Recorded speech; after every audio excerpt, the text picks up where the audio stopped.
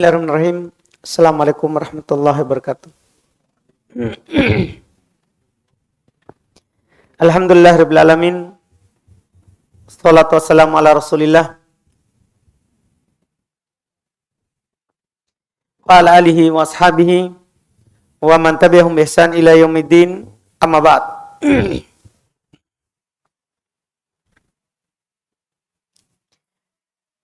Kaum muslimin, jemaah salat maghrib rahimani wa rahimakumullah. Alhamdulillah, kembali di malam hari ini kita mendapat nikmat dari Allah Subhanahu wa taala untuk kembali bermajelis ilmu, mempelajari agama Allah Subhanahu wa taala, mempelajari warisan dari warisan Nabi kita Muhammad sallallahu alaihi wa ala alihi wasallam. Alhamdulillah, kita masih membaca kitab Umdatul Ahkam min kalami khairil anam, karya Al-Imam Abdul Ghani Al-Maqdisi rahimahullahu ta'ala. Di malam hari ini kita masih di dalam bab mandi janabah, mandi junub. Di pertemuan yang lalu kita sudah mendengarkan hadits yang disampaikan oleh beliau rahimahullah terkait dengan cara mandi junub. Yang mana beliau sampaikan ada dua cara dari hadits yang beliau sampaikan. Ada dari cara Aisyah, itu yang dinukil oleh Aisyah, dan ada cara yang dinukil oleh Maimunah radhiyallahu taala anhuma. Sekarang kita lanjutkan lagi bacaan kita terhadap kitab ini, yaitu kita mulai dengan hadits 33. Kata beliau rahimahullahu taala, masih di bab junub. An Abdullah bin Umar radhiyallahu ta'ala anhuma anna Umar ibn al-Khattab radhiyallahu ta'ala anhu qala, ya Rasulullah, ayarkudu ahaduna wa huwa junub? Qala na'am, idza tawadda'a ahadukum falyarkud. Ini adab ketika kita junub dan kita belum ingin mandi dari junub itu. Iya. Kata beliau rahimahullahu taala dari Abdullah ibn Umar radhiyallahu taala anhuma, bahwasanya Umar itu bapak beliau, khalifah kedua dari khalifah kaum muslimin. Bahwasanya Umar ibn Khattab radhiyallahu taala anhu, beliau berkata, wahai Rasulullah, ayarkudu ahaduna wa huwa junub? Apakah boleh salah seorang dari kami tidur wa huwa junub, dalam keadaan dia junub? Qal, maka kata Nabi sallallahu alaihi wasallam, na'am, idza tawadda'a ahadukum falyarkud. Iya, boleh apabila salah seorang dari kalian berwudu, maka tidurlah. Maka tidurlah. Hadits ini Masya Allah dibawakan oleh penulis rahimahullah ta'ala di dalam bab mandi junub, yaitu terkait dengan pertanyaan apakah boleh seorang yang junub untuk tidur sekaligus makan, minum, ya, atau bahkan kadang masuk pertanyaan, boleh nggak seorang berhubungan badan lagi setelah dia berhubungan tapi belum mandi yang sebelumnya? Ini semua pertanyaan dijawab dengan hadits ini. Jadi kalau antum ada yang bertanya, boleh nggak seorang tidur padahal dia belum mandi junub? Jawabannya boleh. Kalau dia wudu sebelum tidur, yaitu setelah junub dia berwudu, boleh. Itu jawabannya. Dalilnya hadis ini. Nabi ditanya oleh Umar ibn Khattab, apakah boleh salah seorang dari kami tidur padahal belum mandi junub? Kata Nabi, iya boleh. Kalau dia berwudu. Kalau dia berwudu kemudian tidur. Demikian pula kalau ada yang bertanya, boleh nggak kami makan atau minum setelah junub tapi belum tidur? Jawabannya, iya boleh. Karena tidur saja boleh, apalagi makan dan minum. Sama dikiaskan. Demikian pula kalau ada yang bertanya, boleh nggak dia lagi mendatangi istrinya? Maksudnya dia ingin mengulangi, padahal yang sebelumnya belum mandi. Jawabannya, boleh. Apalagi telah datang dalam hadis dalam riwayat Muslim. Kalau ini kan Bukhari Muslim. Dalam riwayat Muslim, khusus bagi seorang ingin mendatangi istrinya, ingin mengulangi. Ia mengulangi setelah dia mendatangi istrinya, sebelumnya dia belum mandi. Boleh, kata Nabi SAW dalam hadis riwayat Muslim dari Abu Sa'id Al-Khudri radhiyallahu ta'ala anhu, idza ata ahadukum ahlahu thumma arada ayyauda falyatawadda bainahuma wudu'an. Apabila salah seorang dari kalian mendatangi istrinya, kemudian dia ingin mengulanginya, maksudnya lagi, ya, pada kali yang kedua, kali yang ketiga, kali yang keempat, ya kan istrinya, terserah dia. Ya, kenapa mengkerut? Ya, kan urusannya. Tapi ada sunnahnya yang harus dipenuhi, yang bisa dilakukan supaya kita dapat pahala. Kata Nabi, apabila salah seorang dari kalian mendatangi istrinya, kemudian dia ingin mengulangi, faliyatawadda bainahuma, maka hendaklah dia berwudu di antara keduanya. Jadi boleh kalau dia berwudu di antara keduanya. Boleh. Sekarang pertanyaannya, ini hukum wudunya di sini apa hukumnya? Apakah wajib? Artinya kalau tidak dilakukan berdosa. Ada orang yang junub di awal malam, kemudian dia ingin tidur. Ini hukum dia tidur langsung tanpa wudu apa? Dan apa hukum dia berwudu sebelum tidur? Kalau tadi kan kita bilang, boleh dia tidur. Boleh dia makan. Boleh dia minum. Boleh dia melakukan kegiatan yang lain. Bahkan boleh dia mendatangi istrinya lagi padahal belum mandi. Sekarang, apa hukum wudu di antara semua ini? Di antara semua ini. Ini juga perlu diketahui apa hukum wudu di situ. Disebutkan oleh Al-Imam An-Nawawi rahimahullahu ta'ala bahwa dalam pendapat mayoritas ulama, wudu di sini tidak wajib. Wudu di sini tidak wajib. Hukumnya sunnah. Hukumnya ini adalah apa? Sunnah. Karena ini adalah perintah irsyad. Perintah untuk menuntun. Sama dengan sabda Nabi SAW kepada Mu'adz ibn Jabal. La tada'anna dubura kulli sholat. Jangan pernah kamu meninggalkan di penghujung setiap sholat untuk berucap, Allahumma a'inni ala dzikrika wa syukrika wa husni ibadatik. Apa hukum mengucapkan ini di akhir sholat? Sebelum salam. Sunnah. Kenapa bisa? Karena ini perintah. Memang perintah, tapi ini namanya perintah irsyad. Perintah menuntun seorang bahwa ini yang dilakukan kalau kamu berada di penghujung sholat. Sama juga dengan ini. Walaupun ada dinukil dari Imam Malik, demikian pula orang Dhahiriyah, hukum wudu di sini kata mereka adalah wajib. Artinya berdosa kalau tidak kita lakukan. Tapi yang benarnya adalah apa yang dikatakan oleh mayoritas ulama, bahwa berwudu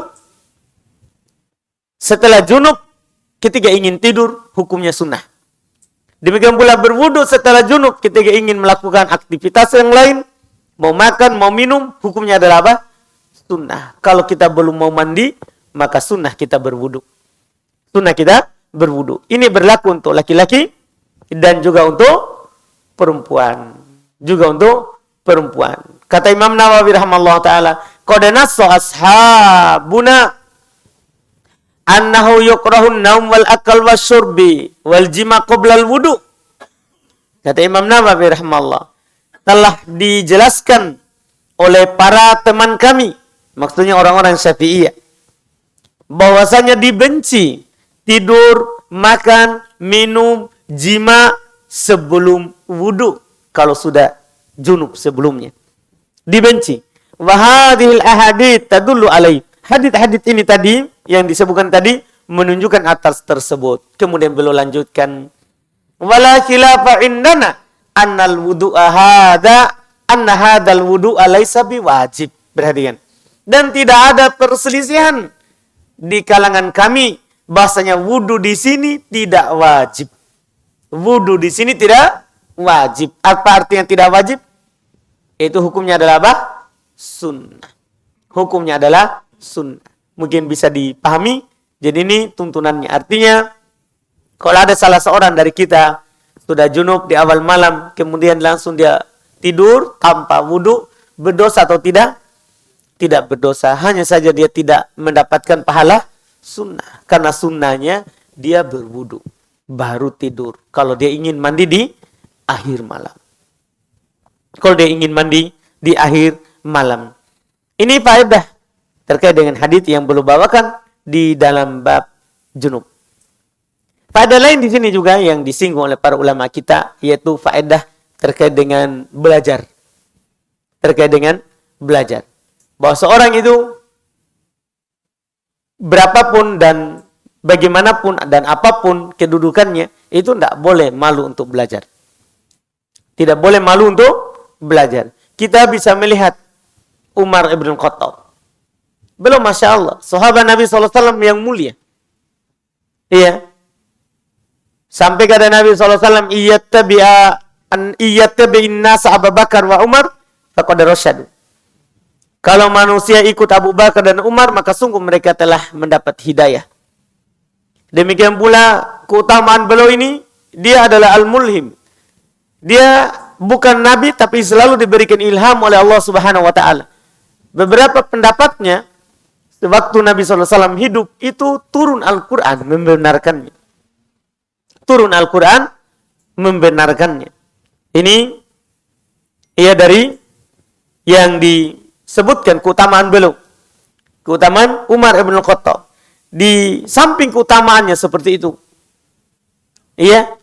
Ditambah lagi beliau adalah mertua dari Nabi kita Muhammad SAW. Ini Umar bin Khattab. Ini Umar bin Khattab. Dan kalau dia lewat di sebuah jalan, syaitan akan lewat di jalan lain. Akan lewat di jalan lain.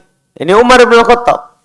Tapi bersamaan dengan kemuliaannya itu, banyaknya ilmunya, sering menemani Nabi SAW, tidak malu beliau bertanya kepada Nabi SAW, padahal ini masalah kecil. Hanya masalah apakah kita boleh tidur kalau sedang junub. Masalah mudah. Masalah mudah. Iya. Dan beliau sering itu tadi. Sering ilhamnya, mendapatkan ilham dari Allah Subhanahu wa taala selalu mencocoki apa? Al-Qur'an. Tapi bersamaan dengan itu beliau tetap bertanya.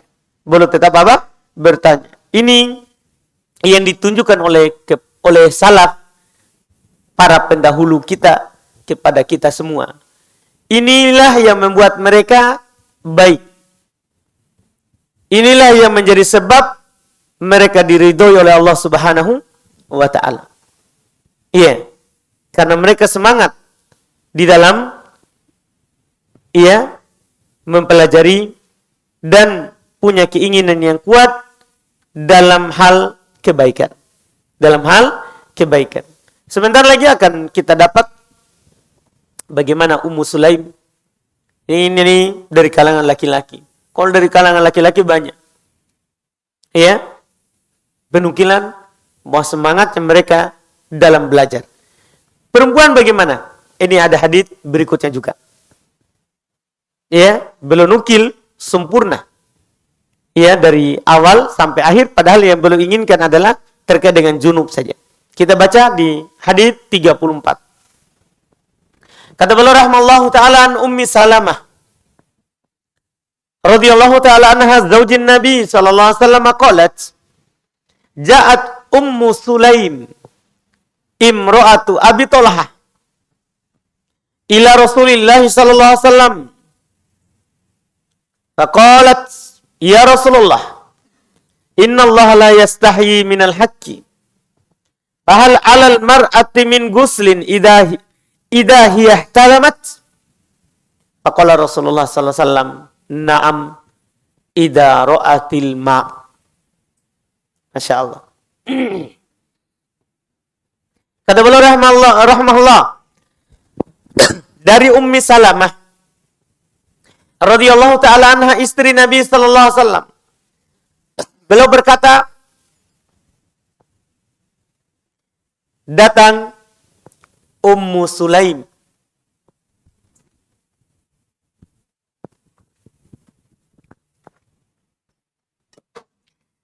imro'atu Abi Talha, istrinya Abu Talha. Jadi istrinya namanya Ummu Sulaim, suaminya namanya Abu Talha. Ini menunjukkan boleh beda nama panggilan antara suami dan istri. Tidak harus kalau suaminya Abu Talha, istrinya juga harus Ummu Talha. Tidak harus. Ini kan kunyah namanya. Kunyah itu nama panggilan dari seorang. Kalau perempuan pakai kalau laki-laki pakai ab. Boleh beda. Para sahabat diantaranya ini, istrinya, kunyahnya nama panggilannya adalah Ummu Sulaim. Suaminya nama panggilannya adalah Abu Talha. Dan berkunyah itu memanggil dengan nama kunyah itu hukumnya sunnah. Nabi berkunyah. Kunyah Nabi adalah Abul Qasim. Dan para sahabat juga berkunyah. Berkunyah. Bahkan ada di antara para sahabat lebih terkenal dengan nama kunyahnya daripada nama aslinya. Bahkan ada di antara para sahabat diperselisihkan nama aslinya apa karena terkenal dengan nama kunyahnya. Seperti Abu Hurairah diperselisihkan siapa nama aslinya. Ada yang mengatakan dia namanya aslinya adalah Abdurrahman. Ada juga mengatakan nama aslinya lain. Yang jelas tidak ada perselisihan kalau nama panggilannya adalah Abu Hurairah. Abu Hurairah. Iya. Demikian pula sahabat-sahabat yang lain. Sunnah seorang itu berkunyah dan tidak harus menunggu punya anak. Karena kunyah ini tidak ada kaitannya dengan anak. Walaupun antum tidak punya anak, memang kunyah itu sunnah. Antum dipanggil dengan Abu Fulan. Begitu. Iya, Abu Fulan. Boleh. Dan itu, Masya Allah, kalau kita lakukan itu, karena mencontohi Nabi SAW, maka kita akan dapat pahala. Kita akan mendapatkan pahala. Iya. Ini yang bisa kita lakukan. Iya, di antaranya. Kemudian datang, kata Ummu Salamah, datang Ummu Sulaim, istri dari Abu Talha, kepada Rasulullah SAW. Dia berkata, wahai Rasulullah. Ini datang bertanya, wahai Rasulullah. Faedahnya, kata para ulama, bolehnya seorang perempuan langsung bertanya kepada seorang alim. Boleh, tapi ingat, kalau tidak ada fitnah. Dan perempuan juga ini, dia tidak boleh menambah-nambah ucapan kecuali apa yang dia butuhkan saja. Kecuali apa yang dia butuhkan saja. Dan dia bertanya apa yang dia butuhkan saja. Tidak boleh berpanjang-panjang masalah lain, tanya kabar, semoga ustaz sehat, sekeluarga. Ya, tidak perlu. Iya, sampaikan saja. Bertanya langsung saja apa yang ingin ditanyakan. Apa yang ingin ditanyakan. Karena dipersyaratkan kalau tidak ada apa? Fitnah. Kalau tidak ada apa? Fitnah. Tapi hal itu boleh. Itu dicontohkan oleh Nabi Shallallahu Alaihi Wasallam. Jadi dia datang, wahai Rasulullah. Ini ciri perempuan muslimah. Ciri perempuan solehah adalah mereka semangat dalam belajar agama. Mereka semangat dalam belajar agama. Iya. Dia bertanya datang kepada Rasulullah, wahai Rasulullah, Innallaha la yastahi minal haqqi. Allah Subhanahu wa taala tidak malu dari yang benar. Kalau itu perkara benar pasti Allah sampaikan. Demikian pula Rasulullah SAW. Kalau itu adalah perkara terkait dengan hal yang benar, dibutuhkan oleh umat, tuntunan syariat, maka tidak pernah Nabi SAW malu untuk menyampaikannya. Iya, dia kasih ini. Kenapa belum kasih dulu pendahuluan? Karena masalah yang belum tanyakan sebentar itu adalah perkara yang biasanya perempuan malu untuk menanyakannya. Makanya belum katakan Allah tidak malu dari yang benar. Fahal alal mar'ati min guslin idahiyah talamat. Apakah wajib bagi perempuan mandi kalau dia mimpi basah? Kalau dia mimpi basah. Seperti laki-laki, junub. Tapi junubnya bukan karena didatangi oleh suami. Tapi junubnya ini karena apa? Mimpi berhubungan sehingga ada yang keluar. Kata Nabi SAW, faqala Rasulullah SAW, maka kata Nabi SAW menjawab, na'am, iya. Wajib dia mandi. Idza ra'atil ma, kalau dia lihat air. Maksudnya kalau ada air, cairan yang keluar. Kalau ada cairan yang keluar. Kalau dia mimpi kemudian keluar air, maksudnya air mani, ya, dari seorang perempuan, maka dia wajib mandi. Hadis ini, di samping apa yang kita katakan tadi itu, terkait dengan bab kita sekarang, bab mandi junub, bahwa kan sebelumnya mandi junub itu sudah diterangkan caranya. Sekarang apa sebabnya seorang itu mandi junub? Di hadis ini belum sampaikan sebabnya kalau seorang itu mimpi. Kalau seorang itu mimpi. Nanti di hadis nomor 36 sebab seorang itu mandi kalau dia mendatangi istrinya. Atau kalau istri dia didatangi oleh suaminya. Ini mulai menjelaskan sebab ia mewajibkan mandi. Hadis ini menjelaskan bahwa di antara sebabnya seorang mandi junub kalau dia melihat air mani keluar. Iya. Di sini disebutkan mimpi basah. Demikian pula kalau bukan dengan jima, apakah hanya dengan memikirkan? Ya. Dia keluar maninya, maka wajib mandi. Apa dalilnya kalau lihat air keluar mani, apakah dengan mimpi ataupun dengan yang lain wajib mandi? Hadis yang ada di hadapan kita. Nabi berikan kita kaidah. Na'am idza ra'atil ma. Ia wajib mandi kalau dia melihat apa? Air. Kalau dia melihat air. Ini yang dikatakan oleh Nabi kita Muhammad sallallahu alaihi wasallam. Di dalam hadis yang lain kata Nabi sallallahu alaihi wasallam, al-ma minal ma. Dalam hadis lain, ini kan hadisnya Nabi bilang, iya wajib dia mandi kalau lihat air. Tapi ingat, ini kalau lihat air, kalau mimpi bukan berhubungan badan. Adapun sebabnya karena berhubungan badan, lain lagi. Itu walaupun tidak keluar air, tetap wajib mandi. Akan ada hadisnya nanti. Ini terkait dengan orang yang mimpi berhubungan atau tidak mimpi tapi dia keluar, bangun, ada air. Ya. Kata Nabi SAW, iya kalau dia lihat air. Itu intinya. Di hadis lain kata Nabi SAW, al-ma'u minal ma'i. Adanya air, maksudnya wajibnya mandi minal ma' karena adanya air yang keluar. Junub. Apakah dari laki-laki ataupun dari perempuan? Apakah dari laki-laki ataupun dari seorang perempuan? Hadis ini juga menunjukkan bahwa seorang perempuan juga itu ada maninya. Ada maninya. Hanya saja tentunya keluarnya tidak seperti laki-laki. Yang keluarnya dengan penuh semangat. Ya. tersemprot. Iya, tidak sama dengan laki-laki. Ya, karena beda memang. Ya, alatnya. Laki-laki ya dimaklumi alatnya. Ya, perempuan juga dimaklumi oleh perempuan. Dimaklumi alatnya. Makanya yang jelas laki-laki punya mani, demikian pula apa? Perempuan. Pernah ditanya oleh seorang lelaki kepada Nabi SAW. Pernah ditanya, apakah perempuan juga punya? Ada yang keluar. Karena sebagian orang perempuan tidak ada maninya. Mereka katakan seperti itu. Tanya oleh seorang kepada Nabi SAW. Ya iya ada. Kalau tidak ada, dari mana penyerupaan?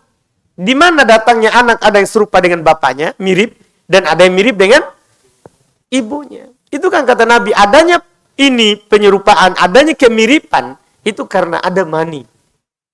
Ya ada mani. Kalau, ya kata Nabi SAW, kalau laki-laki yang ya duluan, ya, maka ada penyerupaan terhadap laki-laki. Kalau perempuan, maka ada penyerupaan terhadap perempuan. Itu terjadinya penyerupaan itu karena sebab itu. Ini menunjukkan bahwa perempuan ada maninya. Seperti ini.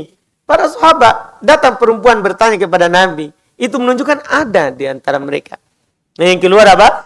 Maninya. Hanya saja kadang seorang perempuan itu tidak rasa kalau dia ada maninya. Karena kadang tidak bisa dia bedakan dengan rutubah. Dengan basahan yang keluar di seorang perempuan tatkala digauli oleh suaminya. Karena dia banyak madinya.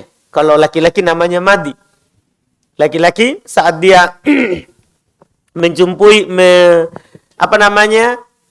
dengan istrinya, ya, atau yang lain dia melakukan muqaddimah, pendahuluan dengan istrinya, itu akan keluar madi di dakarnya, di kelaminnya. Perempuan juga akan keluar madi, tapi tidak disebut madi dalam istilah fikih. Disebut dengan rutubah, basahan seorang perempuan. Dan perempuan lebih banyak basahannya daripada laki-laki. Insyaallah yang sudah menikah semuanya tahu itu. Yang belum menikah sabar, semoga cepat menikah. Iya. Ini jelas, itu yang membuat dia tidak bisa. Kadang tidak bisa dia bedakan ini mani atau madi. Ini mani atau madi. Ini dari seorang perempuan. Ini hukumnya. Terkait dengan wajibnya mandi, wajib. Kalau dia lihat air.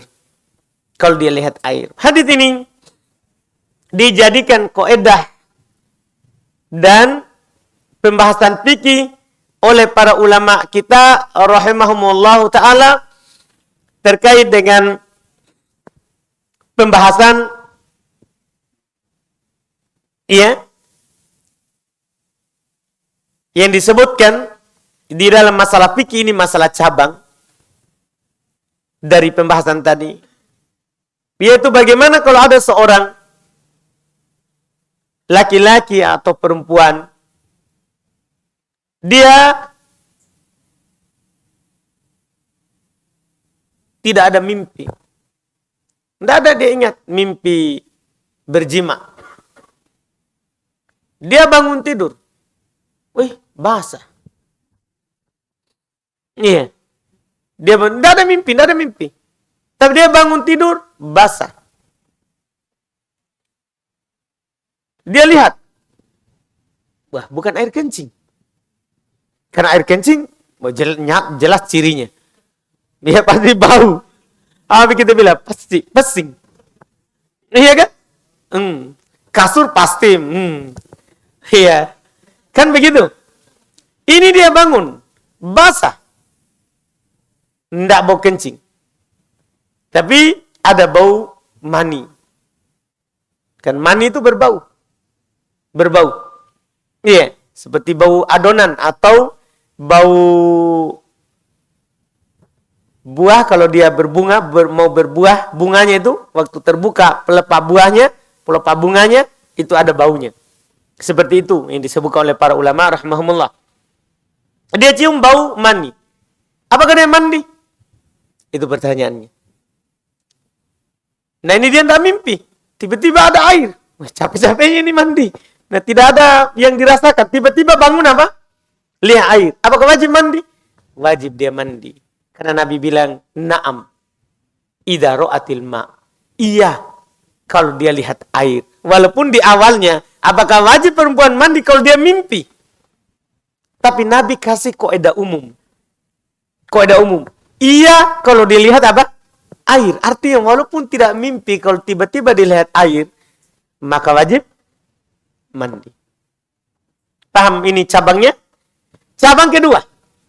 Bagaimana kalau ada seorang mimpi berhubungan? Mimpi berhubungan. Tapi dia bangun tidak ada air. Maksudnya tidak ada mani yang keluar. Atau dia mimpi pas mau keluar langsung dia bangun, dia pegang supaya tidak keluar. Iya. Itu pertanyaannya. Siapa tahu kan dingin sekali nih masa ini. Iya. Iya. Jam-jam. Iya. Akhirnya dia lagi di puncak gunung. Begitu. Mimpi. Tapi malas dia mandi. Langsung dia terbangun, tersentak bangun.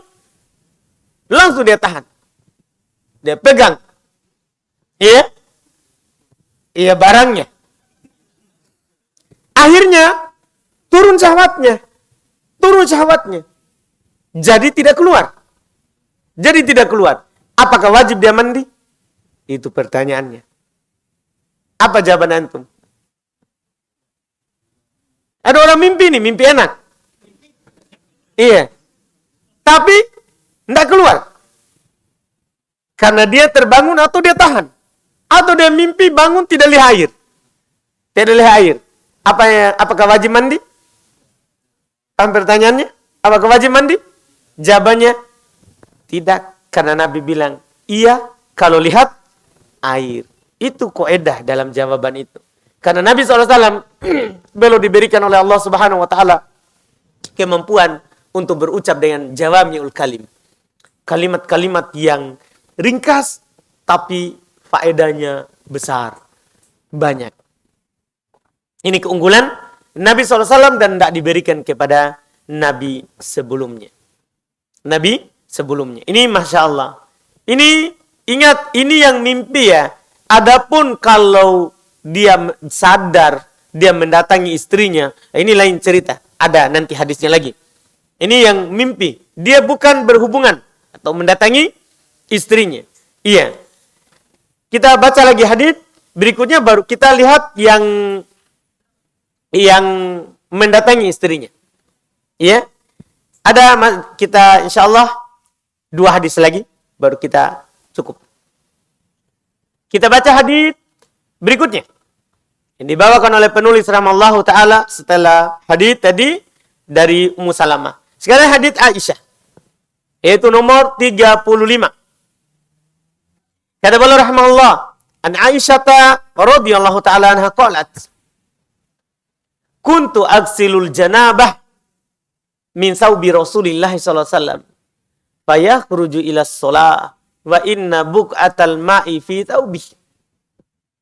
Wa fi labdin li muslimin laqad kuntu afrukuhu min saubi Rasulillah farkan fayusalli fihi. Masya Allah, ini hadis dengan 2 riwayat ini beliau ingin menyampaikan kepada kita apa hukum mani, najis atau tidak. Ini yang beliau ingin sampaikan kepada kita. Apa hukumnya? Beliau sampaikan lewat hadis. Kata beliau dari Aisyah radhiyallahu taala anha, dia berkata, saya mencuci bekas mani di pakaian Rasulullah SAW. Maka beliau keluar ke solat dan buqa al-ma'i fi taubih. Bekas air masih ada di pakaian beliau. Sekarang maksudnya bajunya dicuci, berarti bukan semua bajunya, tapi hanya yang kena apa? Mani. Yang dicuci. Makanya Nabi keluar pakai solat, ya, pakai solat, dan masih ada bekas airnya itu yang dicuci tadi, tempat adanya mani. Di lafaz ini, faedah yang bisa kita ambil bahwa pakaian yang kita pakai tidur itu boleh dipakai untuk sholat. Kadang sebagian orang kita lihat mau masuk masjid sholat, dia buka semua celananya baru pakai sarung. Ya, kita lihat kan begitu. Iya. Jadi kadang kalau sudah terlanjur keluar masjid tidak ada sarung, tidak sholat. Karena pakaiannya harus dia buka. Tidak. Pakaian yang kita pakai kerja, pakaian yang kita, bahkan Nabi pakaian yang belum pakai untuk mendatangi istrinya, belum pakai untuk sholat, tidak ada masalah. Tidak ada masalah. Yang dilarang itu kalau ada najisnya. Kalau ada najisnya. Adapun hukum mani, kita lihat dengan hadis berikutnya. Karena akan lengkap dengan dalam riwayat Imam Muslim. Wa bilabdil muslimin. Dalam lafaz Imam Muslim. Laqad kuntu afrukuhu min saubi Rasulullah. Sungguh saya mengkeriknya. Jadi ada mani. Kena pakaian Rasulullah SAW. Dan mani ini melengket di bajunya. Kering. Maka Aisyah mengkeriknya dari pakaian Rasulullah SAW. Kemudian Nabi sholat menggunakan pakaian itu. Hadits ini menjelaskan kepada kita apa hukum mani. Kalau kencing, ya madi sudah kita juga ambil sebelumnya di pembahasan najis. Sekarang mani, apakah mani najis atau tidak? Iya. Sebagian ulama dalam hal ini dinukil dari Imam Malik, demikian pula Abu Hanifah. Mereka berdua berpendapat hukumnya mani najis. Kami ulangi, dinukil dari pendapat madhab Imam Malik dan Imam Abu Hanifah. Dia menjelaskan hukum mani adalah najis. Kenapa? Karena Aisyah mencucinya dalam riwayat yang pertama. Karena Aisyah apa? Mencucinya. Dan yang dicuci itu adalah apa? Najis. Itu dalil dari mereka berdua. Sementara mayoritas ulama, termasuk Imam Syafi'i, Imam Ahmad, mayoritas ulama mereka berpendapat kalau mani itu tidak najis. Mani itu tidak najis. Apa dalilnya? Riwayat yang kedua. Aisyah hanya mengkeriknya. Nah, namanya mengkerik itu bisa bersih nggak? Atau hanya yang ini saja yang kering di luar permukaan kain? Kan begitu. Ini menunjukkan tidak najisnya. Tidak najisnya. Terus juga alasan yang kedua, tidak ada perintah untuk mencuci mani. Tidak ada hadis. Ini kan hanya Aisyah yang mencucinya. Apalagi Aisyah sudah bicara sendiri. Belum di satu ketika lagi, kali yang lain belum dah cuci. Tapi belum apa? Belum hanya mengkeriknya saja. Kemudian Nabi pakai sholat. Nabi pakai sholat. Tidak ada perintah untuk mencuci mani. Ini menunjukkan mani tidak najis. Alasan lagi, di antara yang disebut oleh para ulama, ini mani, darinya manusia diciptakan. Iya kan? Manusia itu adalah makhluk yang paling mulia. Allah Subhanahu wa taala berfirman, walaqad karramna bani Adam. Sungguh kami telah memuliakan siapa? Bani Adam. Sungguh kami telah memuliakan Bani Adam. Namanya yang mulia. Cocok nggak kalau diciptakan dari najis? Cocok nggak kalau kita ini pikirkan yang dimuliakan tapi apa? Dicipta dari najis. Itu tentunya tidak cocok. Tentunya tidak cocok. Nih. Di firman Allah Subhanahu wa taala di surah Al-Isra ayat lengkapnya tadi yang kami sebutkan, walaqad karramna bani adama wa hamalnahum fil barri wal bahri wa razaqnahum minat thayyibati wa faddalnahum ala katsirin mimman khalaqna tafdila. Ini langsung lengkapnya tentunya lebih jelas lagi. Sungguh kata Allah, kami telah memuliakan anak Adam. anak Adam, keturunan Adam. Kami angkut mereka di daratan dan di lautan. Kita dimuliakan itu dengan bisa hidup di darat dan di laut. Bukan menyelam di bawah, maksudnya di atasnya. Kalau di bawahnya itu ikan. Iya. Kami buat mereka bisa mencari rezeki di bumi, di daratan, bisa juga mencari rezeki di mana? Di lautan. Di lautan. Terus setelah itu kata Allah, wa razaqnahum minat thayyibat.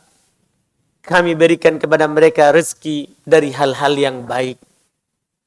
Setelahnya lagi, wa faddalnahum ala katsirin mimman khalaqna tabdila. Ini yang paling terakhir penutupnya.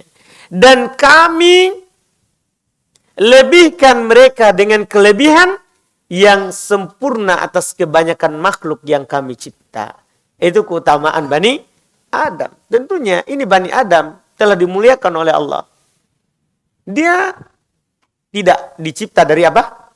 Najis. Dan kalau juga dicipta dari najis, ya bahaya nanti kita tidak bisa sholat. Ya kan? Karena kita harus bersih dari najis. Sementara kita ini terbuat dari kan begitu. Jadi ini mayoritas dengan semua alasan ini berarti mani adalah suci, tidak najis. Mani itu suci, tidak najis. Dan ini pendapat mayoritas yang benarnya. Pendapat mayoritas ini yang benarnya. Ditambah lagi didukung sekali oleh hadis Aisyah tadi, bahwa beliau hanya mengkeriknya dan Nabi pakai sholat. Seandainya harus dicuci itu adalah najis, maka Nabi akan suruh, tidak boleh hanya dikerik saja, harus kamu cuci. Harus kamu apa? Cuci. Ini faedah dari hadis ini.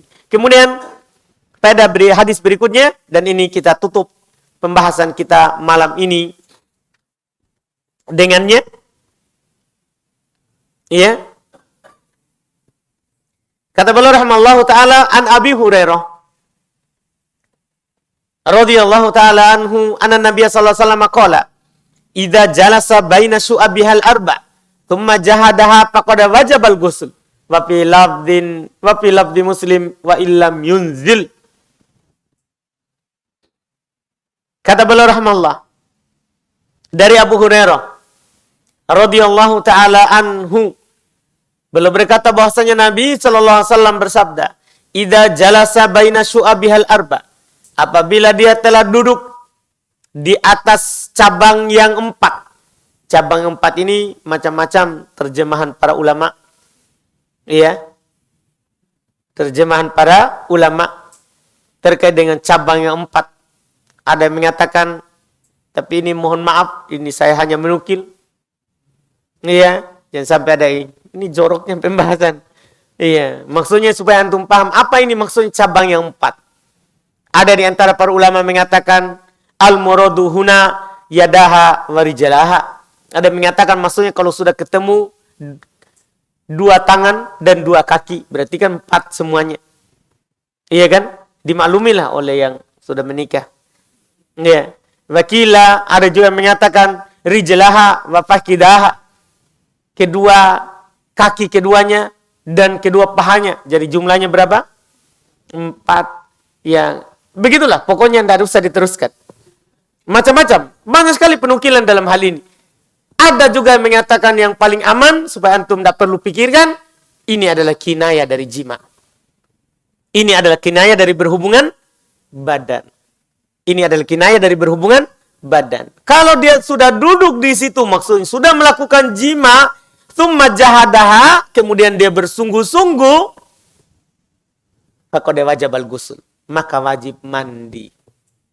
Wajib mandi. Wa fi lafdhi Muslim, dalam lafaz Imam Muslim, wa illam yunzil, kalau tidak sampai keluar airnya, walaupun tidak sampai keluar airnya. Tadi kan yang pertama, kalau ada air baru mandi. Kalau yang ini beda.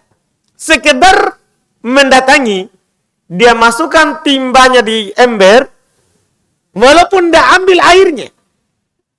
Paham kan? Ya? Walaupun dia tidak ambil airnya, maka sudah wajib mandi. Demi Bapak, bahaya ini. Iya. Begitu Pak, hukumnya Pak. Iya. Jadi wajib mandi. Jadi memang kalau tidak mau jangan. Iya. Jangan dicelupkan timbanya. Berburu saja di sekitarnya. Iya. Iya kan kalau tidak mungkin mandi daripada kita bilang, aduh bahaya ini. Iya. Itu biasa dilakukan. Tidak menyapa. Tidak menyapa. Jadi ini beda. Ini sebab kedua dari sebab mandi. Mendatangi istri. Mendatangi istri. Dan bedanya ini dengan yang sebelumnya. Kalau sebelumnya harus lihat air. Baru wajib mandi. Kalau ini walaupun tidak lihat air. Artinya walaupun tidak sampai keluar air mani. Wajib mandi. Wajib mandi. Yang penting dia duduk di atasnya. Dan jangan sampai, oh saya tidak duduk, cuma baring-baring. Nah, ini kinaya dari jima. Ini kinaya dari jima. Walaupun tak duduk. Yang penting antum sudah itu, mau lakukan, terus antum bersungguh-sungguh, setelah itu antum berhenti, karena tiba-tiba malas. Iya? Karena tiba-tiba malas itu, Aisyah bilang, Nabi pernah begitu sama saya, lakukan, tapi belum malas, akhirnya tidak sampai keluar airnya. Itu tidak masalah. Itu tidak masalah. Ini yang dikatakan. Kata Aisyah, wa illam yunzil. Walaupun tidak keluar air. Ini sebab kedua. Kapan seorang melakukan, walaupun tidak keluar air, wajib mandi. Wajib mandi. Iya. Dan ada faedah lain juga, tapi saya nggak tahu perlu atau tidak ini ya. Iya. Iya. Bagaimana kalau hanya sekedar disentuhkan, tidak sampai masuk? Ini masalah. Iya. Tidak sampai. Tapi hanya apa? Sentuh. Iya. Apakah wajib juga mandi? Apakah juga wajib mandi? Ini dibahas oleh para ulama, bukan saya. Kan sampai ada mengatakan joroknya Ustadz itu. Tidak. Kata Ibnu Qudamah rahimahullah. Ya, ini karena ilmu juga penting ini. Penting ilmunya. Walau massa al-khitanul khitan. Min ghairi ilaj. Ini kata Ibnu Qudamah. Kalau ada yang disunat, menyentuh yang disunat. Tuh paham kan?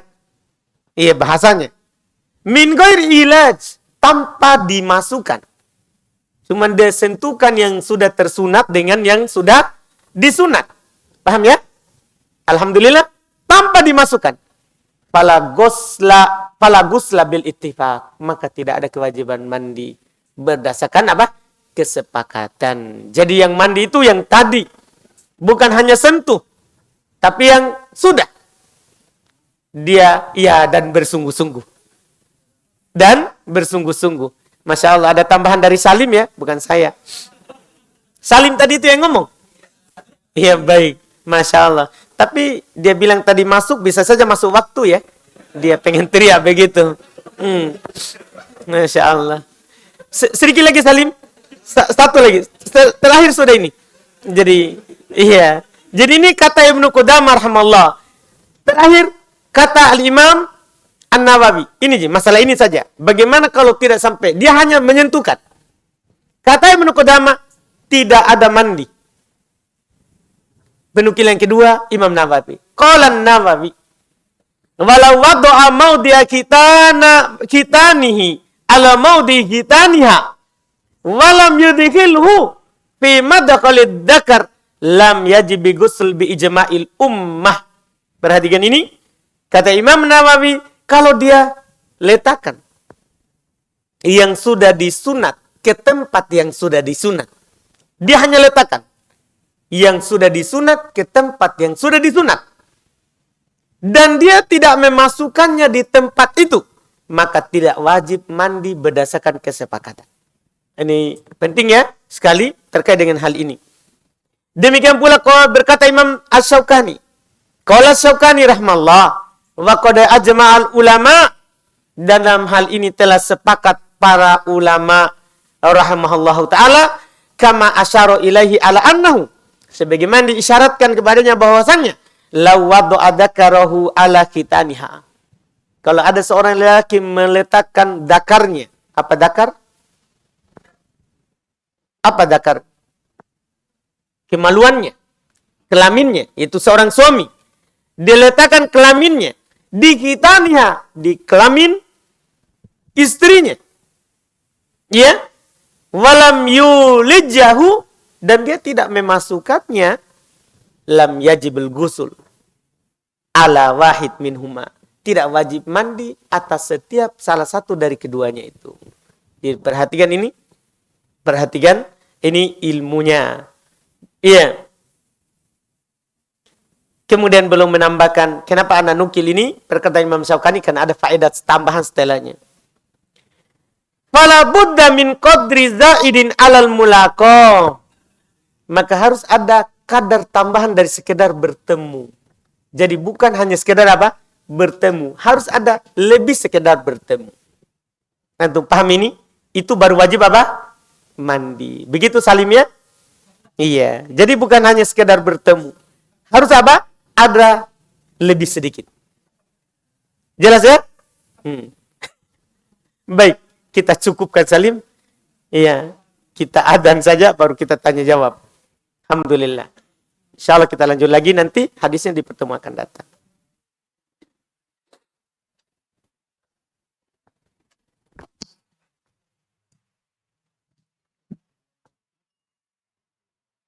Allahu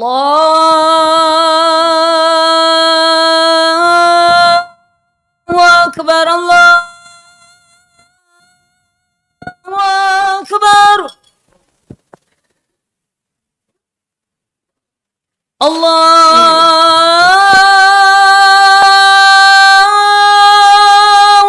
Akbar, Allahu Akbar. Asyhadu an la ilaha illallah.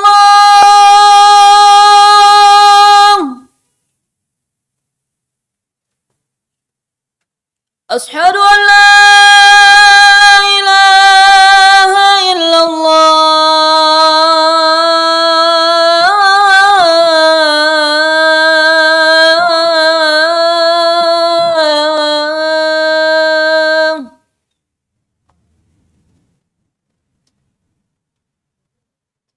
Asyhadu anna Muhammadar Rasulullah.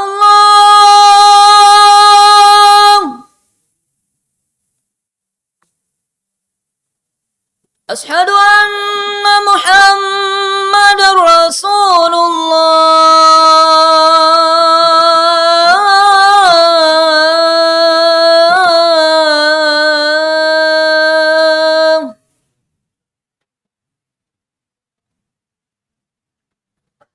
Hayya 'alas salah.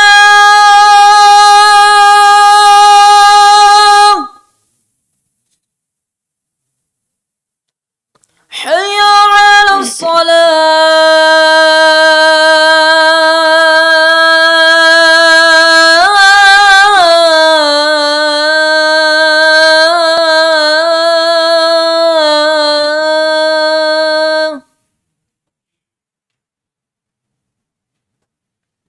Hayya 'alal falah.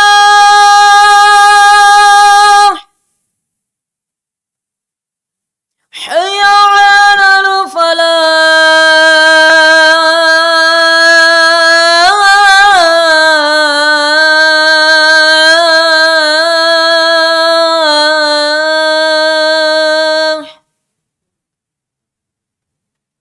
Allahu Akbar, Allahu Akbar. La ilaha illallah.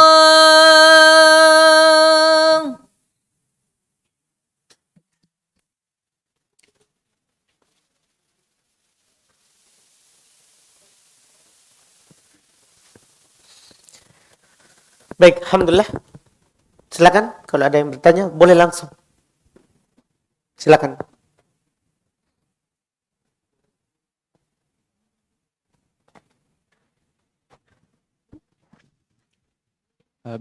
Bismillah.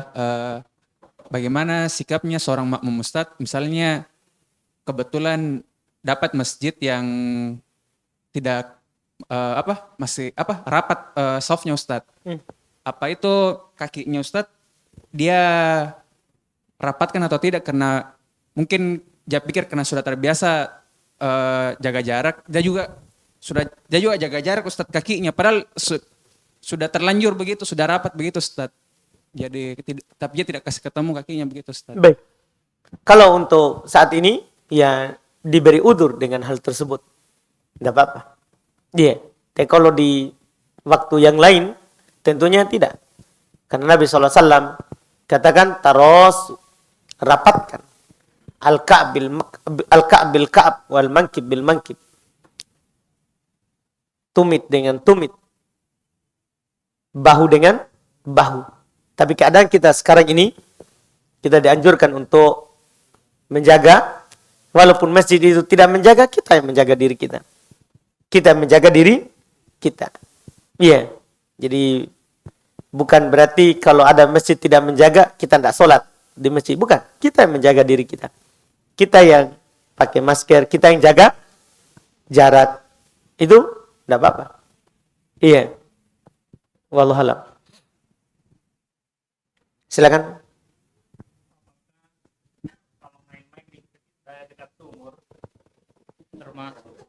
Baik. Apakah kalau main-main dekat sumur termasuk belum kena kafaro bila dilakukan di bulan Ramadan di siang hari? Di siang hari. Baik. Pertama, kita melihat hadis Pak ya. Sebenarnya ini kan hadis terkait dengan kafaro itu. Hadis Abu Hurairah. Riwayat Imam Al-Bukhari dan Imam Muslim. Kalau kita melihat ini kejadiannya, maka kita akan paham dan kita akan tahu jawabannya dari apa yang kita tanyakan. Jadi datang seorang lelaki, Arabiyah, kepada Nabi SAW. Dia katakan, halak.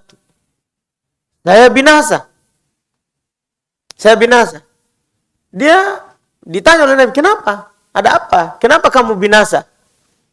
Dia bilang, waqatu ala ahli. Saya jatuh di atas keluargaku. Ini juga kinayah untuk jima. Kinayah untuk jima. Maka Nabi SAW katakan kepadanya setelah ini, apakah kamu mampu membebaskan budak? Dia bilang tidak. Apakah kamu mampu berpuasa 2 bulan berturut-turut? Dia bilang tidak. Nah ini saja 30 hari. Dia jatuh. Jadi sudah pasti dia jawab apa? Tidak. Apakah kamu mampu memberi makan 60 orang miskin? Dia bilang tidak. Karena dia orang miskin. Tidak mampu juga beri makan orang miskin. Maka datang sedekah hadiah kepada Nabi SAW berupa 1 keranjang kurma. Maka Nabi mencari orang tadi dan dia carikan. Dia katakan, kasih ini ke orang miskin. Dia bilang, siapa yang lebih miskin lagi dari saya antara ini? Artinya, gimana, apakah saya juga boleh karena saya miskin? Kata Nabi, bagi saja. Iya, kita melihat dari awal ini, dia bilang dia jima, dia datangi istrinya. Iya, itu yang kena kafaro. Adapun hanya bermain di sekitar sumur, iya, mencium, mencumbu, itu tidak ada kafaro. Tapi ingat, batal atau tidak puasanya? Nah, yang ini baru pertanyaannya. Kalau kafaronya tidak. Karena syarat kafaro itu harus dia datangi istrinya. Dia berhubungan badan. Nah, tapi sekarang apakah batal puasanya atau tidak? Itu yang pertanyaan berikutnya untuk yang kita ini. Kalau keluar maninya, walaupun dia main di sekitar sumur atau jauh dari sumur, batal puasanya. Batal puasanya. Kalau keluar maninya. Kalau tidak keluar, tidak batal. Tidak batal. Itu yang berikutnya, Pak. Jadi 2 pembahasan. Wallahualam.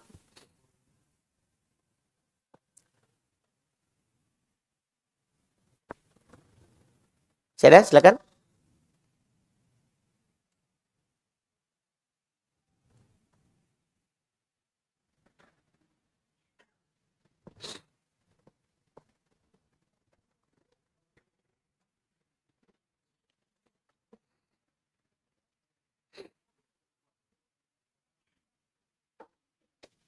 Ini ada pertanyaan. Ustadz, Yang manakah lebih afdol? Ada guru saya, Ustadz Mustamin, kadang kritik. Sudah lebih afdol lagi. Afdol itu sudah lebih. Jadi tidak perlu ditaruh sebenarnya lebih afdol. Tapi saya tidak kritik. Iya. Iya. Ya, maksudnya kalau antum bilang afdol, tidak usah kata lebih. Karena afdol itu bahasa Arab. Terjemahannya sudah lebih utama. Jadi ini lebih-lebih utama. Masalahnya kok ada bahasa Arab, Pak, lebih tambah lebih jadi tidak.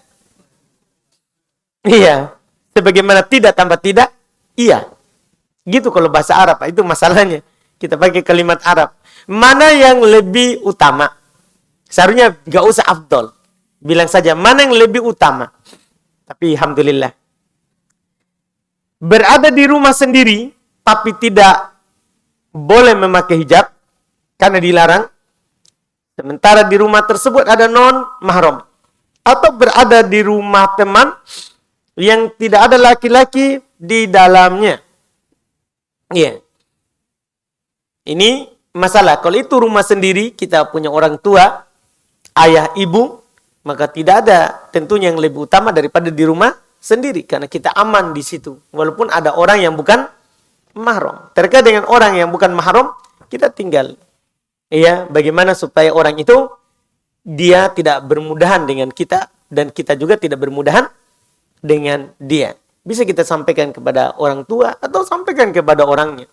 Sampaikan kepada apa? Orangnya. Iya, atau sampaikan kepada orang tua. Kalau bisa, ini yang bukan mahram disingkirkan.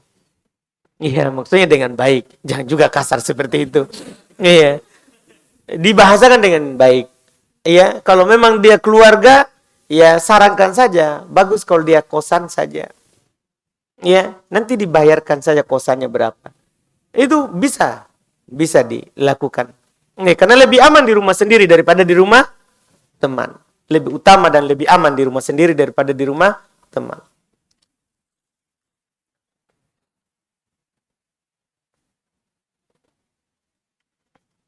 Bagaimana sikap perempuan mengalami keputihan di celana dalam dan memakainya sholat? Ya, Masya Allah. Alhamdulillah. Berarti banyak orang tidak malu ya. Yang penting ingin tahu yang benar. Terkait dengan keputihan, seorang perempuan kalau keluar keputihan itu adalah najis. Keputihan itu adalah najis. Itu dulu yang disepakati. Dan kalau dia keluar, batal wudunya. Kalau dia keluar, batal wudunya. Dan dikecualikan kalau memang sudah kebiasaan dan penyakit. Misalnya selalu keluar keputihannya. Maka tetap dihukumi najis. Tetap dihukumi najis. Dalam hal ini, keputihannya itu najis. Dan kalau dia keluar, batal sholatnya. Pada dasarnya.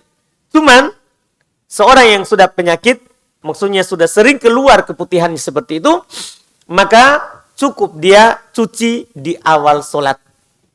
Cukup dia cuci di awal sholat. Kalau keluar saat sholat, itu dimaafkan. Itu dimaafkan. Dan terkait dengan ini, katanya kena celana dalam, sebenarnya ada anjuran Nabi. Walaupun anjuran ini terhadap perempuan yang istihadah, yang selalu keluar darah dari tempat itu. Bukan haid, tapi darah istihadah. Ada anjuran Nabi, cuci dan tahan darahnya. Tahan darahnya. Dalam hal ini, seorang perempuan yang seperti ini, kalau dia pergi misalnya keluar, bukan di rumahnya, maka dia pakai yang menahan itu di samping celananya. Artinya, supaya nanti kalau pas datang sholat, dia bisa buka itu, dan celananya tetap bersih. Celananya tetap bersih. Ini dimaklumi di sisi perempuan di zaman ini, alhamdulillah, banyak ya hal itu yang bisa dilakukan. Itu yang dia lakukan. Tapi qadarullah misalnya kalau dia pas tidak pakai, ternyata keluar, maka cukup dia cuci tempat yang kena najis. Cukup dia cuci tempat yang kena najis. Tidak apa-apa kalau dia pakai lagi dalam keadaan basah. Tidak ada masalah. Karena mau jemur juga malu. Iya, cukup dia cuci di situ, dia peras supaya hilang airnya, baru dia apa? Pakai. Dia pakai. Itu mudah dilakukan. Bagaimana ciri mani dari wanita? Sama dengan laki-laki. Ciri mani dari wanita adalah sama dengan laki-laki. Cirinya, hanya saja itu tadi, kadang hilang ini bau mani, karena perempuan banyak cairan pelicin yang keluar ketika didatangi oleh suaminya. Sehingga menghilangkan ini bau mani. Bau mani, cirinya. Sama, asalnya mani itu sama antara laki-laki dan perempuan.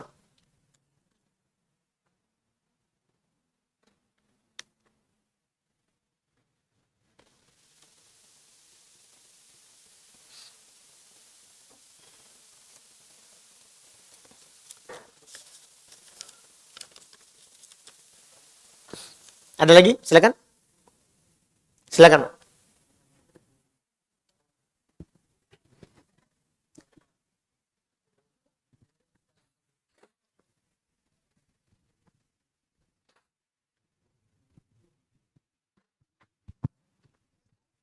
Bismillah.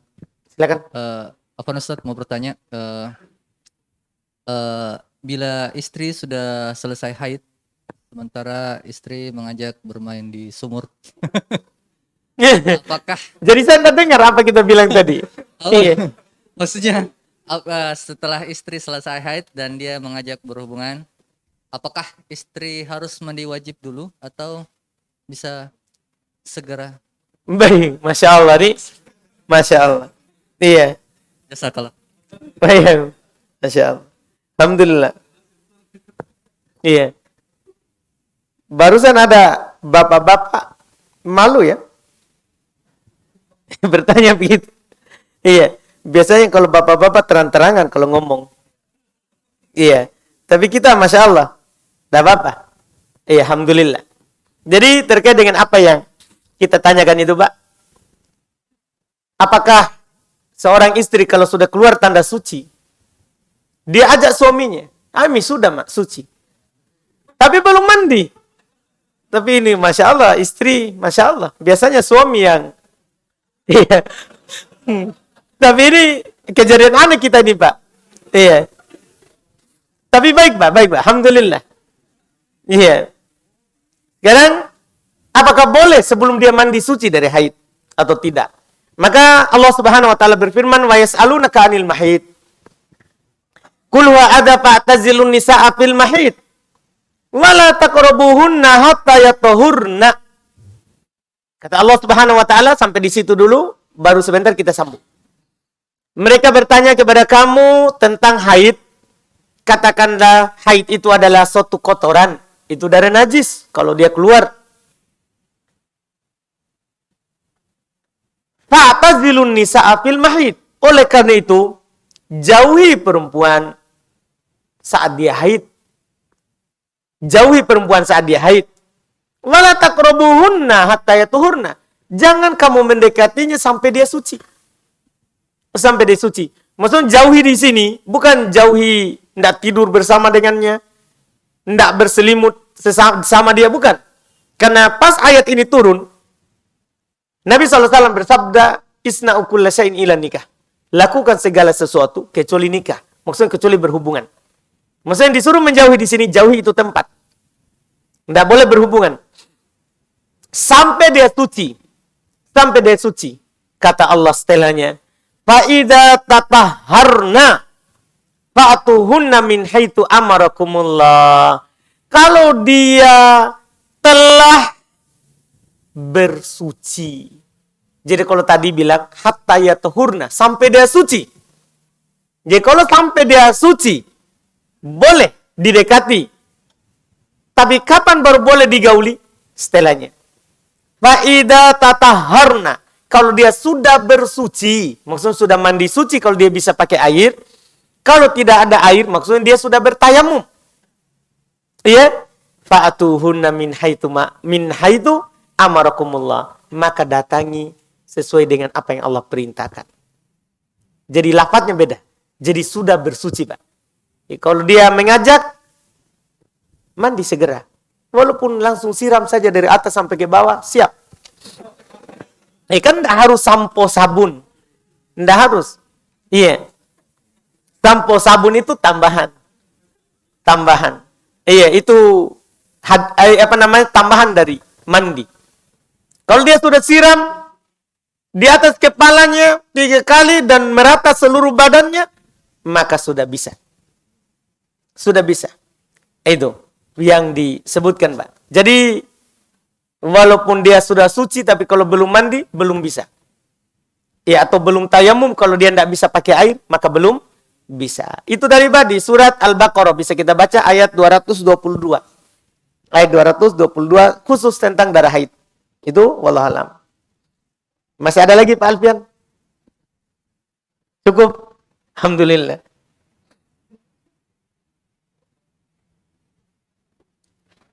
Baik, ini ada pertanyaan berikutnya.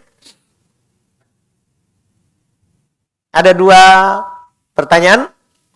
Katanya saling berhubungan antara 2 pertanyaan ini. Sebelum memutuskan untuk menggunakan cadar, Ana memiliki perjanjian dengan ibu. Perjanjiannya itu boleh menggunakan cadar, tapi jika berhubungan dengan kuliah dan kerja nanti, hanya boleh menggunakan masker. Dikarenakan instansi melarang menggunakan cadar. Tentang poin saat kerja nanti, Anda mengetahui ilmunya sebaik-baiknya perempuan itu berada di rumah. Namun keluarga sangat mengharap Anda bisa bekerja untuk membantu perekonomian keluarga. Iya. Ini sebelum memutuskan. Jadi sekarang sudah ya, sudah pakai cadar ya. Cuman masalahnya, iya, orang tua kalau sudah selesai kuliah dan bekerja, maka pakai masker saja. Tidak perlu pakai cadar. Apa yang harus dilakukan? Pertama, ya, kita bertakwa kepada Allah semampu kita. Iya, kita bertakwa kepada Allah semampu kita. Dan kalau kita bertakwa kepada Allah semampu kita, maka Allah akan memberikan jalan keluar dari urusan atau masalah yang kita hadapi. Masalah yang kita hadapi. Allah Subhanahu wa taala berfirman, "Wa may yattaqillaha yaj'al lahu min amrihi yusra." Siapa yang bertakwa kepada Allah, maka Allah akan menjadikan urusannya itu mudah. Apapun yang kita mau ingin lakukan, itu akan mudah bagi kita. Demikian pula firman Allah Subhanahu wa taala, "Wa may yattaqillaha yaj'al lahu min wa may yattaqillaha yaj'al lahu makhraja." Siapa yang bertakwa kepada Allah Subhanahu wa taala, maka Allah akan menjadikan untuknya jalan keluar. Tidak disebutkan jalan keluar dalam hal apa. Umum, apapun yang kita hadapi, bertakwalah saja kepada Allah. Itu yang harus kita lakukan yang pertama. Kemudian yang kedua, kita nasihati orang tua kita. Kita nasihati orang tua kita. Bisa nasihati dengan ucapan, maksudnya kita sampaikan. Kita sampaikan. Dengan begini saya akan terjaga, tidak diganggu. Nah, itu diantara faedah cadar yang disebutkan di dalam Al-Quran. Bisa lebih dikenal juga sama orang, mudah dikenal. Iya, itu yang kita sampaikan. Dalam lisanul maqal, kita ucapkan seperti itu. Yang kedua, tidak harus dikatakan. Bisa kita tampakkan dengan akhlak. Ternyata sebelumnya ini, sebelum berhijab, dia akhlaknya tidak baik sama orang tua apa. Setelah itu kita tampakkan, oh ternyata setelah dia begini dia baik. Dia baik. Dia cuman masalahnya dia tutup auratnya di depan bukan mahramnya. Kalau di mahramnya dia lakukan apa yang dia bisa lakukan. Berupa perbuatan. Kita tampakkan perubahan dalam hal tersebut. Ini yang kedua. Yang ketiga, kita berdoa kepada Allah. Ya, jangan ini masanya lama, dari kuliah nanti sampai setelah kuliah. Kita berdoa kepada Allah. Karena hati setiap orang itu ada di tangan Allah. Innal quluba baina asabi'i min usbu'ain ar-Rahman. Sungguh hati-hati itu antara 2 jari dari jari-jari Allah Subhanahu wa taala. Yuqallibuha kaifa syaa. Allah akan membaliknya sesuai dengan kehendaknya. Hari ini bisa saja dia bilang begitu. Tapi hari esok belum tentu. Belum tentu. Akan berubah. akan berubah. Siapa tahu pas tamat kuliah, kita sudah dilamar sama lelaki yang bisa mencarikan nafkah untuk keluarga kita. Kan kita tidak tahu. Ya kan? Allah akan mengatur semuanya. Yang penting lakukan saja dulu sekarang apa yang kita mampu. Sisanya serahkan di tangan Allah. Sisanya serahkan di tangan Allah Subhanahu wa taala. Tidak perlu kita berpikir jauh dulu. Siapa tahu juga besok pas sekarang kita pakai cadar, besok meninggal. Ini kita tidak tahu. Kita tidak tahu. Iya, kan kita cuma mengharapkan kebaikan dari Allah dan takut akan dosa-dosa kita. Itu saja. Kita takut kita ini dosa banyak. Dosa banyak. Dan kita harapkan kebaikan Allah Subhanahu wa taala. Itu saja yang kita bisa lakukan. Itu wallahu a'lam terkait dengan apa yang kita hadapi. Kemudian ada pertanyaan berikutnya. Ana mau bertanya, bagaimana hukum akikah pada saat sudah tua? Apakah wajib atasnya akikah karena ketika bayi belum akikah? Akikah sudah tua, itu tidak ada tuntunannya. Nabi SAW dinukil, belum akikah saat belum sudah diangkat menjadi Nabi dan Rasul. Tapi itu penukilan tidak benar dari Nabi SAW. Tidak ada satu hadis pun yang menunjukkan bahwa Nabi demikian pula para sahabat, mereka akikah setelah mengenal Islam. Tidak ada. Oleh karena itu, akikah ini hanya sunnah hari ke-7. Ya, hari ke-7 kalau kita mampu. Karena hukum akikah itu sunnah di hari ke-7. Kata Nabi SAW, man wulida lahu walad, fahabba ayyansak falyansik fi yaumi sabi'ihi. Ya, falyadbah anhu fi yaumi sabi'ihi wa yusamma wa yuhlak. Kata Nabi SAW, siapa yang diberikan keturunan, hendaklah dan dia ingin mengakikahkannya. Kata ingin mengakikahkannya, ini menunjukkan dia sunnah. Maka dia akikahkan pada hari ke-7. Sembelih untuknya di hari ke-7. Dia beri nama dan dia cukur rambutnya di hari ke-7. Ini kata Nabi. Dan ini juga Nabi contohkan berupa perbuatan. Beliau akikah cucu beliau Al-Hasan Al-Husain itu pada hari ke-7. Tidak ada penukilan bahwa mereka akikah di kelipatan 7 berikutnya. Ini tidak ada penukilan. Itu wallahu a'lam. Ada lagi pertanyaan? Silakan. Silakan, Pak.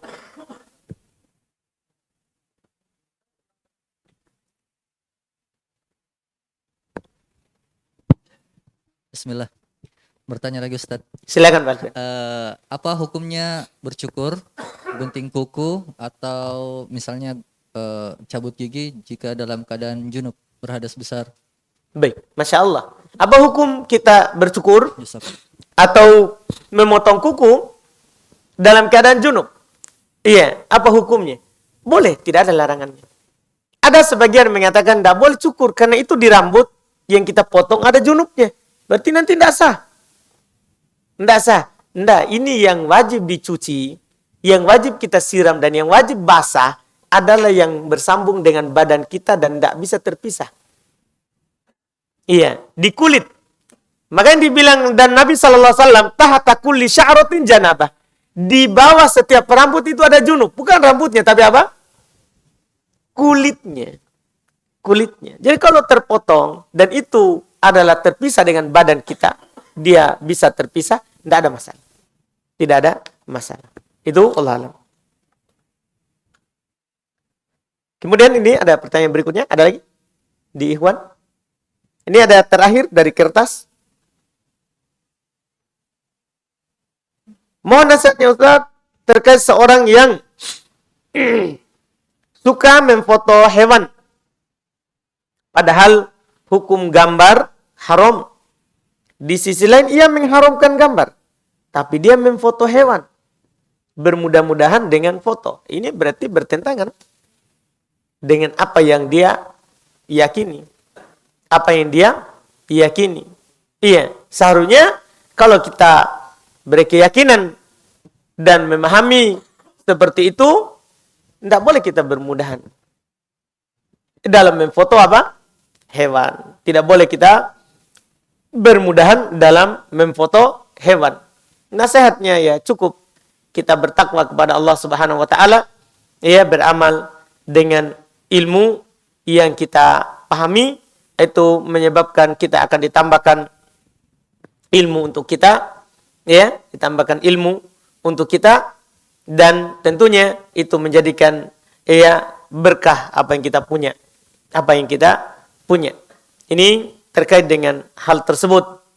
Karena orang yang memfoto itu tentunya memfoto hewan, maksudnya memfoto yang ada ruhnya, itu bahaya. Memfoto yang ada ruhnya itu bahaya. Tidak boleh kita bermudahan di dalamnya. Di dalam hadis dari Ibnu Abbas radhiyallahu taala anhuma, Rasulullah sallallahu alaihi wasallam bersabda, nasihat kepada setiap orang yang bermudah-mudahan dalam memfoto makhluk yang bernyawa, yang ada ruhnya. Kalau yang tidak ada ruhnya, tidak apa-apa. Benda mati, gunung, pohon, boleh. Tapi yang berbahaya ini yang ada ruhnya. Orang-orang yang melakukannya nanti akan menyesal di hari kiamat. Akan menyesal di hari kiamat. Kata Rasulullah SAW, man sawwara suratan uddiba. Siapa yang menggambar sebuah gambar, maka dia akan diadab. Hatta yanfukha fiha ruh. Sampai kapan dia diadab? Sampai dia meniupkan ruh pada apa yang dia gambar. Ini menunjukkan tadi itu yang kita katakan yang ada ruhnya. Dia akan diadab sampai dia meniupkan ruh pada apa yang dia gambar. Mungkin nggak orang meniupkan ruh? Makanya kata Nabi SAW, walaisa binafikhin fiha. Dan dia tidak akan mampu untuk meniup ruhnya. Berarti dia akan disiksa selama dia belum meniupkan ruh pada apa yang dia foto itu. Jadi kita katakan jangan bermudahan. Karena nanti kita akan menyesalinya nanti di hari kiamat. Yang kita gambar sekarang, yang kita foto sekarang, Allah akan suruh nanti. Tiupkan ruh pada yang kamu gambar. Tiupkan ruh pada yang kamu gambar. Pada yang kamu foto. Dan kita tidak akan mampu untuk meniupkan ruh di situ. Ini hadits diriwayatkan oleh Imam Al-Bukhari, Imam Muslim, ada dalam Imam Ahmad, Tirmidzi, ya, Imam Nasai, Imam Ibnu Majah. Semua imam hadits meriwayatkan hadis. Semua imam hadits meriwayatkan hadis ini. Apa maksud saya dari penukilan ini? Maksud ana, ini hadis terkenal. Ini hadis apa? Terkenal. Ya, cuman kadang orang, ya, tentunya karena bermudahan tadi itu. Bermudahan tadi itu. Kadang tidak sampaikan hadis-hadis seperti ini. Kadang mereka hanya menyampaikan hadis-hadis yang lain yang mengandung makna, bisa diarahkan ke makna lain. Bisa diarahkan ke makna lain. Makanya Syekh Shalih Al-Fauzan, semoga Allah Subhanahu wa taala menjaga beliau agak keras dalam masalah ini. Ya, bahkan juga sebelumnya juga Syekh Albani rahimahullah beliau katakan semua, ya, dalam hal ini bahkan siapa yang menukil fotoku, memajangnya, maka dia berlepas diri darinya. Dia berlepas diri darinya. Kecuali yang dibutuhkannya terkait dengan pemerintah, KTP, paspor, itu masalah lain. Itu namanya darurat atau hajah, dibutuhkan. Darurat atau hajah karena dibutuhkan. Yang di sini nih yang kita tidak butuhkan, jangan bermudahan. Yang kita tidak butuhkan, jangan bermudahan. Karena kita akan menyesalinya nanti. Kita mau tiup-tiup ruhnya, tidak akan bisa kita tiup. Tidak akan bisa kita tiup. Ini wallahu a'lam. Sudah cukup? Baik. Kita cukupkan, alhamdulillah. Mudah-mudahan bermanfaat insyaallah. Kita lanjut lagi nanti pertemuan akan datang. Subhanakallahumma hamdik, asyhadu an la ilaha illa anta astaghfiruka wa atubu ilaik. Assalamualaikum warahmatullahi wabarakatuh.